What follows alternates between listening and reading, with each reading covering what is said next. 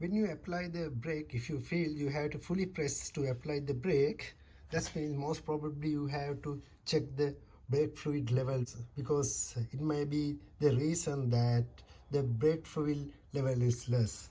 Especially this, you might experience this one after changing the brake pad. Okay, now I am going to show you how to change the brake fluid. In the Honda Accord vehicle, this is the place you have to place the brake fluid. So let's open right now. Okay, in here I'm going to get it.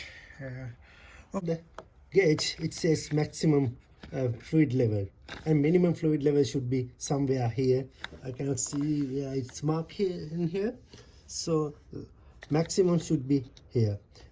In your vehicle, it should be marked somewhere. So let's open and see how it goes. Oh, here you go.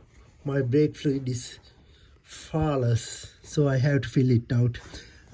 From the Canadian Tire, I bought this brand brake fluid for my vehicle because this is the one they recommend for me.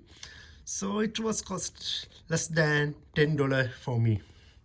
Okay, now I'm going to fill this one.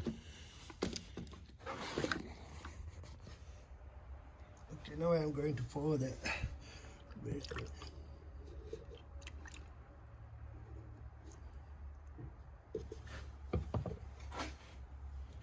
I fill it to the maximum level. It's here, so I fill little. Yes, okay. I will add a little more. Okay, here you go. Before you ride, just get into the vehicle and press and release brakes few times, so it's better. Okay, now we put it back. Oops, no, this is not this one.